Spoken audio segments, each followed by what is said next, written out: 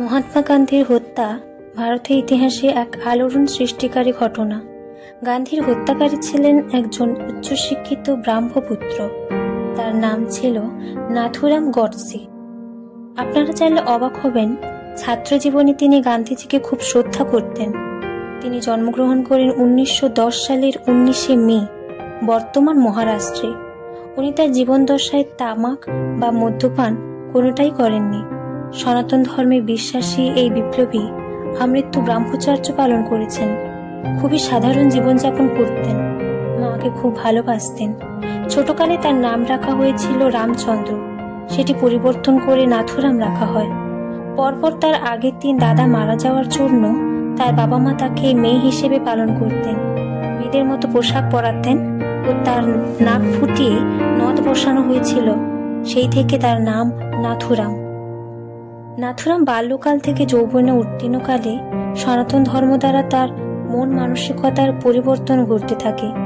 গান্ধীজির নানা রাজনৈতিক কর্মকাণ্ড নাথুরামের মনোভূত ছিল না। তিনি একাধিকবার গান্ধীজির সাথে সাক্ষাৎকারে বসতে চেয়েছিলেন, কিন্তু গান্ধীজি তাতে কোনো সায় দেননি। নাথুরামের বারে বারে মনে হতো ভারত বিভাজনের পেছনে গান্ধীজির সায় ছিল। 1934 থেকে 1944 খ্রিস্টাব্দ পর্যন্ত মোট 6 বার গান্ধীজিকে হত্যার চেষ্টা করা হয়েছিল। 1946 সালের সেপ্টেম্বর মাসে নাথুরাম প্রথমবার গান্ধীকে হত্যার চেষ্টা করেন, তবে সেটি ব্যর্থ হয়। 1948 সালে 20 জানুয়ারি তিনি দ্বিতীয়বার চেষ্টা করেন, তবে পরপর দুইবারই তিনি ব্যর্থ হন। পরবর্তীকালে 1948 সালে 30 জানুয়ারি তিনি অবশেষে সফল হন। সেই দিন তিনি বিড়লা হাউসে এক প্রার্থনা সভায় যোগদান করেছিলেন। সেই দিন 3টি গুলির আঘাতে গান্ধীজির মৃত্যু হয়। গডসেকে গ্রেপ্তার করে সিমলার পিটারহফ পাঞ্জাবে হাইকোর্টে বিচারের জন্য রাখা হয়। বিচারে তার মৃত্যুদণ্ড দেওয়া হয়। জানলে অবাক হবেন, নাথুরাম গডসে দাদা গোপাল গডসে ফাঁসি রোধ করার জন্য আবেদন করেছিলেন, তবে গডসে কখনোই নিজের শাস্তি মুকুবের জন্য কোথাও আবেদন করেননি। এমনকি ফাঁসির মঞ্চেও তার মুখে এক অদ্ভুত ধরনের হাসি দেখা গিয়েছিল।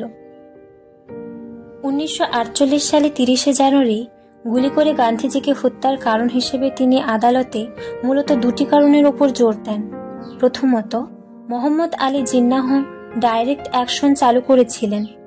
এর বিরুদ্ধে গান্ধীজি তেমন কোনো প্রতিবাদ করেননি।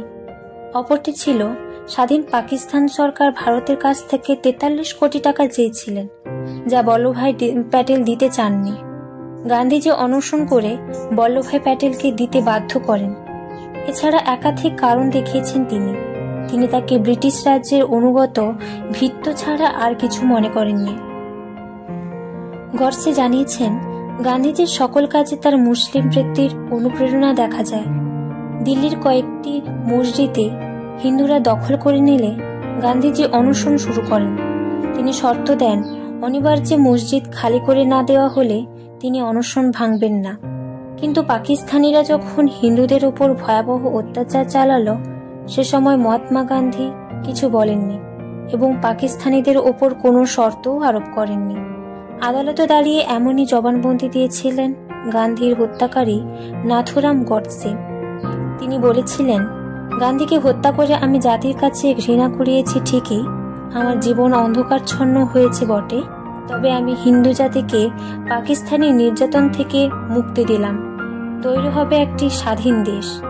এইসব বিষয়গুলি চিন্তা করে আমি গান্ধীজিকে হত্যা করি।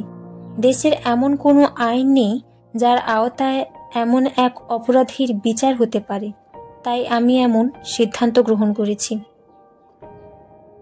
বন্ধুরা, আজকের ভিডিও এই পর্যন্ত। এমনই ইনফরমেটিভ ভিডিও পেতে চ্যানেলটিকে লাইক এবং সাবস্ক্রাইব করতে একদম ভুলবেন না। Till then, tata, by.